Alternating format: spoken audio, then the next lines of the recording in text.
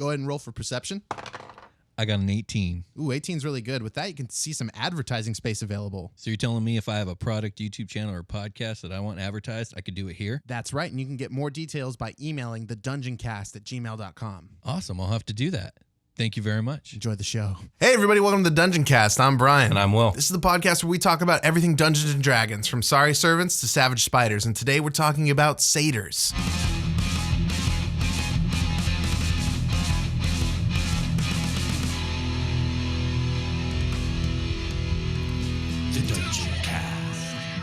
All right, Brian. It's time. Tell me about satyrs. We're going to talk about satyrs. So satyrs are also known as fauns.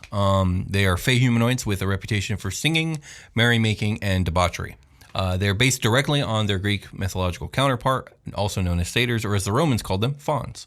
And they're depicted as exclusively male. Okay. So, yeah. That's odd. The original depiction, well, it is, and I mean, it's because mythologically they were exclusively male, or we're about to get in it. I mean, that's fine. But let's level with me, Will. It's a little like fucking horse guy. It's odd. I mean, they're half goat. Half goat. Sorry. And yes, they Not are horse. very odd. Equestrian stuff is done. It's actually, the fact that you say horse is very pertinent to what I'm about to tell you. Tell me. So, the original depictions of satyrs in Greek folklore do not too closely resemble the half-man, half-goat image recognized in pop culture today. Originally, they were said to be human-looking with horse ears and horse tails. They were comically bestial and ugly, like in their facial features. Okay. They had wild mane-like hair, and they had permanent exaggerated erections. Oh, permanent. Okay. They're constantly at the doctor for that. Constantly like, it's been 4 at the hours. doctor. I have to go. It's been 4 hours for a very fucking long time. So satyrs were originally characterized as wild, crass, and animalistic in behavior. They are often depicted trying to seduce women and nymphs like excessively and with very, very little success. Okay, that tracks. They were essentially a punchline to comical short stories and plays. For me, this is just off the cuff me thinking of, they're probably like a portrayal of like what they see as like civilized society in the Greeks versus like the barbarians of like all the tribes outside of like the Greek Empire. Okay. That's just my hot take right there. Sure. Like, that's what I think they're analogous with. Anyways, as time went on, the mythos of the satyrs slowly morphed. Their more humanistic traits began to be accentuated while their more primal nature was downplayed. Their look also began to change when depictions began to conflate with the ancient Greek god of Pan. So basically, the Romans were really... One of the big things about the Romans is they really idolize and put up on a pedestal Greek culture and Greek ideas. So they took a lot of Greek stuff, turned it into Roman stuff. But the problem is, like, there's a huge gap of time between the Roman Empire and the time of the Greeks. So a lot of stuff got like mistranslated or misconstrued, and so the depiction of satyrs got conflated with the depictions of the Greek god Pan, who is the god of the wild, the mountains, and the rustic music. Okay. And he himself looks like what we consider to be a satyr now. And so they end up becoming one and the same thing. And by the time of the Renaissance, like, that was the de facto satyr look, depiction, folklore, and mythos. Okay, so they're basically drawing like almost Pan, pretty much. Basically, drawing Pan, calling it a satyr, and it behaves somewhere in between the two. Okay. So there it is. So a D&D satyr is a pleasure-loving fey humanoid that resembles a stout human male with the hindquarters of a goat. They have thick, well-groomed facial hair and 2 goat horns atop their head. Different sources illustrate them in varying states of goat-to-man ratio. Okay. Like, some will be like super like bestial, even like their shoulders will be like covered in hair, and like their face will even have like some goat-like facial features. But most of the source books settle on a happy medium of around Mr. Tumnus levels of man to goat ratio. Right. I was about to Mr. Tumnus it up in here. Exactly. You've done it. So. I've done it. There it is. It's already been done. You can't. I was going to make a reference to like Hercules. Like, you can see that guy's nipples, but not Mr. Tumnus. Mr. Tumnus is a saint. It's true. So, satyrs have a well-known reputation of being hedonistic seducers, smooth talkers, and charlatans. But this is only a half-deserved reputation. Satyrs are motivated by curiosity and Epicureanism in equal measure. It's not just one or the other. All satyrs possess mischievous and investigative souls tinged with a fey otherworldly mindedness. So they got that blue-orange morality going on. They have a natural sense of wonder regarding the world around them, and they're compelled to explore and experience that world and to share that experience with all whom they meet. They all have a burning desire to see, touch, and know things. A satyr might say that they prize beauty above all things. Beauty of music, beauty of the morning mists, of blossoming flowers, of an epic story being told, or of beautiful women. All of these things are inspiring to satyrs, and they sing and tell stories about all these things. Okay, that's pretty cool. Yeah. So they're playing pan flute in D&D. Oh, very much D&D so. lore. As a matter of fact, there's a whole variant thing in the monster manual that involves satyr pipes. Like barding around, pretty much. Barding around, yeah. I would say like 90% of your satyrs are going to be bards.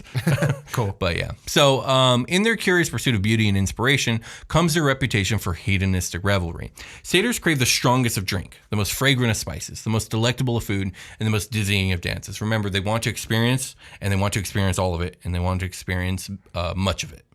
So yeah. A satyr unable to indulge in these delights finds themselves feeling starved and bored. And due to their blue-orange morality, they're willing to go to questionable lengths to sate their desires. Okay. Because they just don't see the world the same way. So a satyr might hear of a master minstrel, and he might hear this master play a beautiful song and then decide to temporarily kidnap them so that they can dance and sing to their heart's delight. Oh, man. A satyr might infiltrate a heavily guarded fortress to gaze upon and woo a beautiful man or woman. Or straight like infiltrate like a place with like a delicious feast going on and be like, yo, this is mine, and then just dipping out with it. They like ninja into places and then they're like, hey baby. Yeah, basically. Like Johnny Bravo. Let me pay this. Hey mama. Yeah, basically. Let me play this pan flute. Right.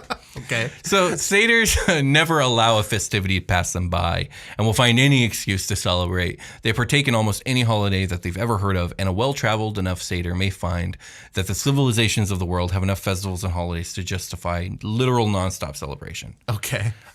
Satyrs also have an inexplicable ability to passively infect those around them with the same hedonistic proclivity. So sometimes this is like literally magically induced. This all depends on your lore. So sometimes it's literally magically induced through like music that they play or sing. It just literally charms and affects people to act outside of their norms. Right. Sometimes it's just like this charismatic aura about them that just kind of infects people.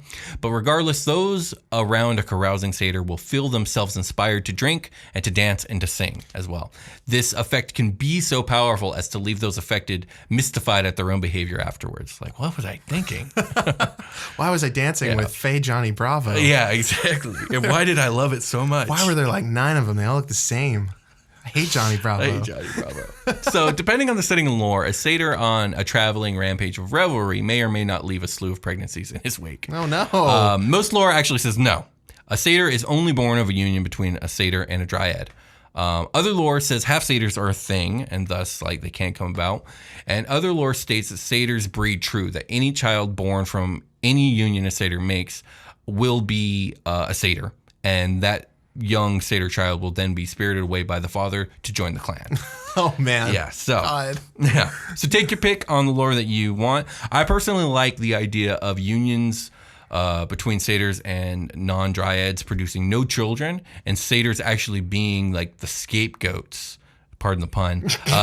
Accused. I will not. Yeah, accused when unexpected pregnancies happen, whether it's like due to infidelity or whatever other issues come up. You know, maybe it's like a young girl and the parents get upset, so the girl's like, "Oh, it was the satyrs." Like, it just feels like a very human thing to do, to blame those weird foreigners that roam through a town, because human beings are flawed like that. Look, doesn't he look like my kid looks like Johnny Bravo? Yeah, can't possibly be a normal guy. Right, there you go. So that's the lore I kind of would roll with, because it just feels real to me. And also, like, I don't like this idea of like the satyrs in my world. I want to be blue-orange morality, and I want them to be chaotic neutral, and I don't want them to be so nasty as to just be leaving a slew of pregnancies in their wake in my world. God. But that's just me. So you're homebrewing the boner out, the constant boner. No, well, I mean, the constant boner is not part of the lore. I've been operating on that. No, that's the Greek mythology. Oh, okay. So we gotta. They do not have a constant boner. So Again, the Wizards of the Coast homebrewed the boner out. Indeed, they did. Okay. The hedonistic reputation again is only half earned. It's not quite fully earned. And with that being said, let's take a short rest. Yeah.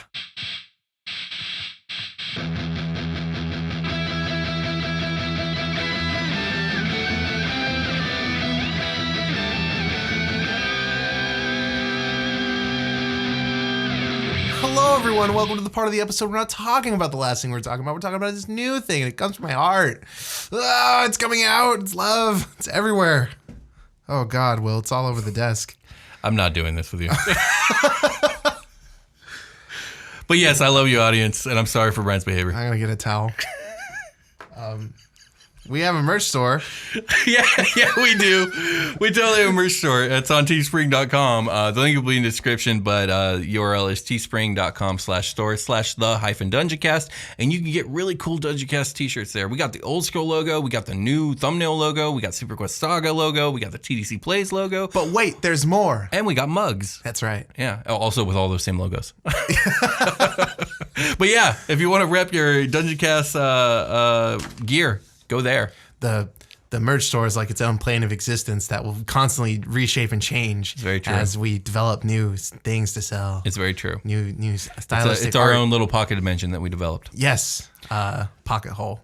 Indeed. Did you want to tell our audience about the Crack and Die contest? You can win one from us. It's going to be a 40 millimeter giant metal Kraken die that if you scope the short rest of our Kraken episode, you can get the details there, or you can get them right now because I'm going to tell you. Go to Instagram, the Dungeoncast, and there's a post with the contest details. Basically, all you have to do is comment on that post and tag 2 people that you know on Instagram and can tag.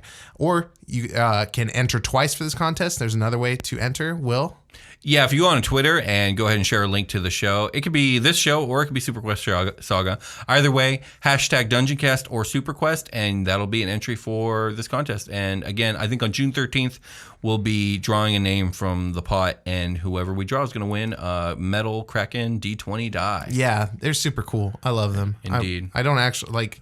I want another one. Really Well, badly. we have big Kraken die, but I don't think ours are metal. No, but they are really nice, and I felt really one. like God. mine. Yeah, I want it. But you can get it. I can't get it. Not through this contest. I have to just buy one. Can we go back to the show? Let's go back to the show.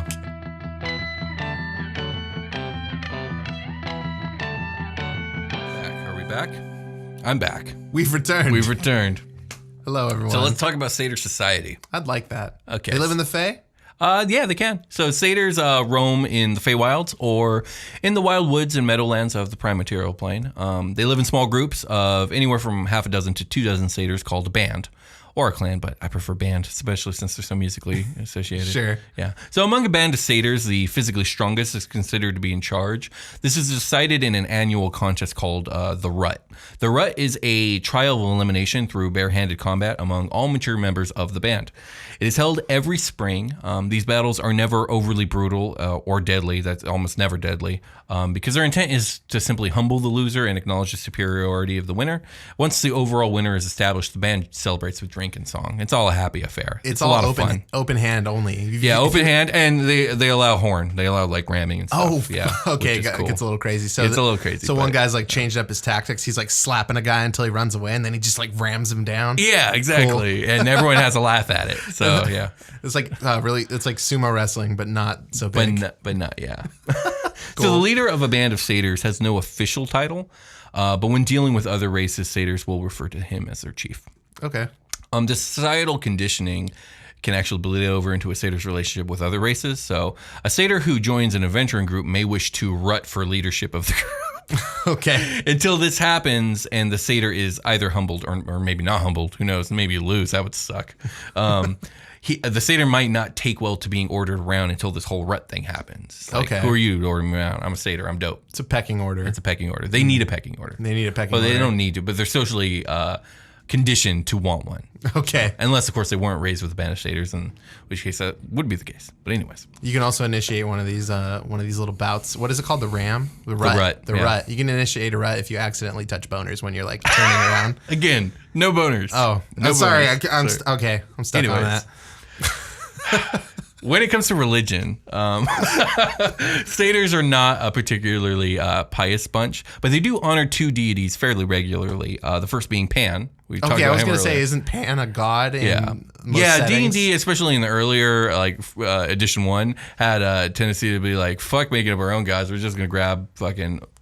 We got all pantheons." these. Yeah, exactly. I literally think the easiest way to make a pantheon is to like rip one and then just Rename make tweaks. everything. Yeah.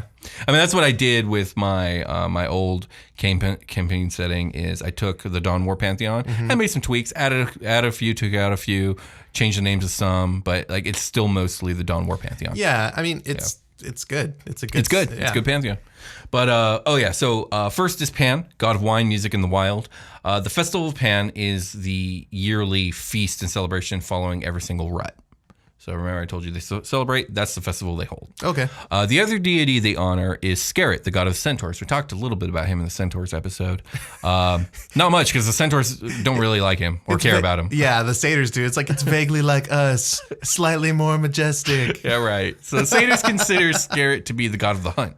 And they hold a monthly ceremony under the full moon where multiple bands will engage in mock hunts and wrestling matches. The winners of these events earn a month-long title called Hunter. So they'll be hunters. And they are the honor guard of the chiefs of the bands. Okay. So, and that cycles every month. I mean, honestly, these guys are just out there being bros and having fun. That's what it sounds There's like. just a bunch of frat boys out there just having a good time. Just naked. They're just naked. They're just naked. They don't need pants. They're like, they have fur bottoms. They're good. It's so true. They have pants. Nipples out, pan flute in mouth, wine in hand. Indeed. So the life of a satyr does not begin with a band. Most satyrs are born of a union between a dryad and satyr. We talked about this in the dryad and trance episode, but we're going to talk a little bit about it here and now. When they're born, a dryad raises their child within their grove. As children, satyrs are extremely shy, but very inquisitive about their forest home. Once a satyr reaches adolescence, they're sent to venture forth and seek out their father's band.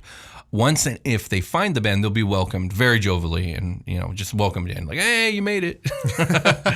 So satyr... You must find your father's band. According to this poster I found, they're touring in the northeastern Fey Wilds. Yeah, there you go. Okay, Good time job. to go. You found him, Johnny. So satyrs reach adulthood by age 15. So they age a little quicker, but they live roughly 200 years on average. So, they're Fey. They're going to live a little bit longer than your average humanoid. Any questions on satyrs before we get into their stats? And then I'm going to spit a custom satyr race out at you because I was a little peeved that we don't have one yet. We have weird pygmy centaurs, but we don't have satyrs. Not happy about it. My question is, do you think that they would play Coachella? Oh, definitely. What about Stagecoach? Maybe less so. I heard Dippo was at Stagecoach. I don't know who that is. Don't worry about it. Okay, cool. Let's move on. So let's talk about the satyr monster block. So the monster block is, I'm going to be quite frank, fucking boring. It's challenge rating 1/2, which is fair, whatever, but like it just doesn't do much. So 14 armor class if they're wearing leather armor, 31 HP, dexterity 16, charisma 14. That should be switched, and everything else is like 12 or lower. The only feature they get is magic resistance. A satyr has advantage on saving throws against spells and other magical effects. That's cool. That's really good. That's the only feature they get. They get nothing like musical or anything like that. They get nothing, no type of charm ability, no type of woo ability, nothing like that. They just get ram, short sword, and short bow, which do exactly what you think they would. Yeah, totally. But there is a really cool variant, which should just be standard if you ask me, called satyr pipes. Okay. So let's read this. A satyr might carry panpipes that it can play to create magical effects. Usually, only one satyr in a band carries such pipes. If a satyr has pipes, it gains the following additional action option. Panpipes. The satyr plays his pipes and chooses one of the following magical effects: a charming melody, a frightening strain, or a gentle lullaby. Any creature within 60 feet of a satyr that can hear the pipes must succeed on a DC 13 wisdom saving throw or be affected as described below. Other satyrs and creatures that can't be charmed are unaffected. An unaffected creature can repeat the saving throw at the end of each of its turns, and in the effect, yada, yada, yada. If you save, you're immune for 24 hours. So here are the effects. Charming melody. The creature is charmed by the satyr for 1 minute. If the satyr or any of its companions harms the creature, the effect ends immediately. Okay. Frightening strain. The creature is frightened for 1 minute. Gentle lullaby. The creature falls asleep and is unconscious for 1 minute. The effect ends if the creature takes damage or if someone takes an action to shake the creature awake. Oh, wow. So, this one variant makes encountering a band of satyrs that are willing to fight you much more interesting. Yes. Because while the rest are just like warriors, which are kind of challenging in their own right, we have one like supporting dude in the background just fucking shit up. So that makes them much more interesting because just the plain stat block, so boring. Yeah, it would make for a more interesting combat where it's basically like you have a spellcaster. Yeah, basically. And they should. So there that is. So, Kind of like a bunch of satyrs with like baseball bats, just like rolling deep. yeah, and then one dude just playing a lute. Yeah, one guy's just playing music and the other guys are like beating your ass to the To tune. the beat, yeah. That's hilarious.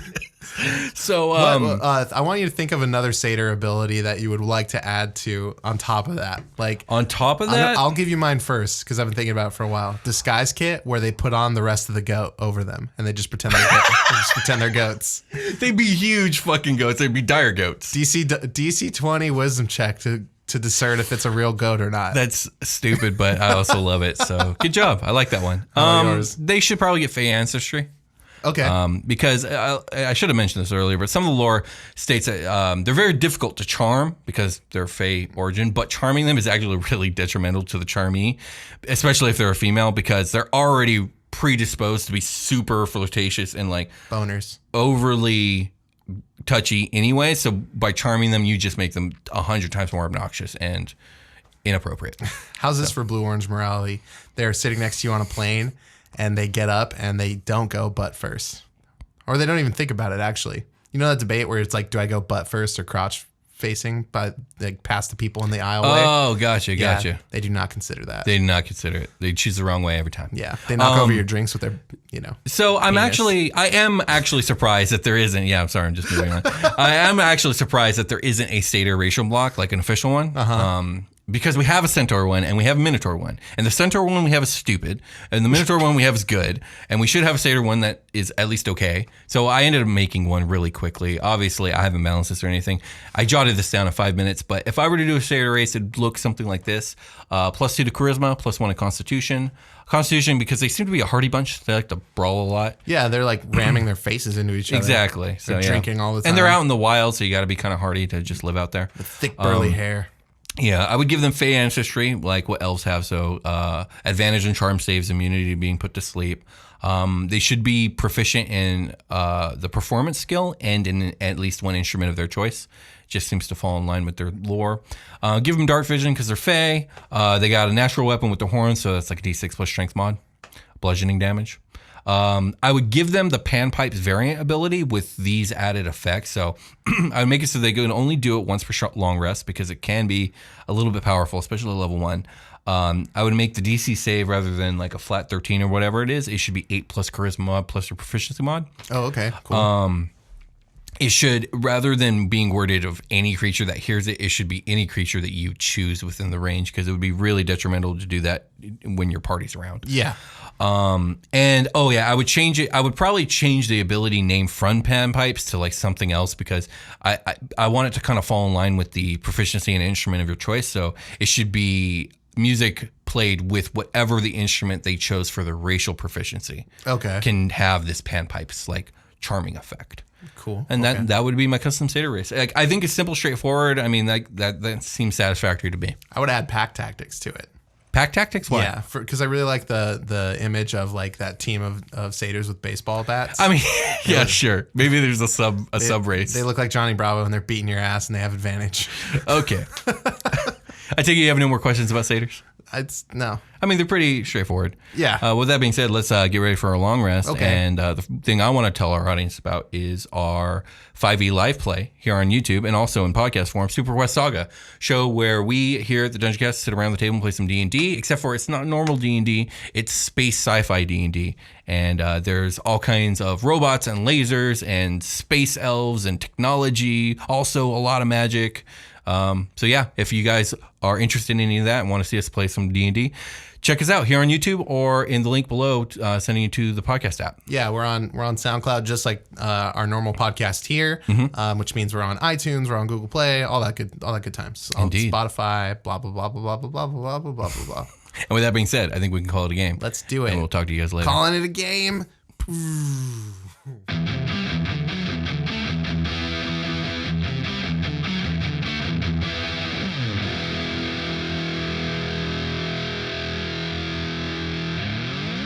The Dungeoncast.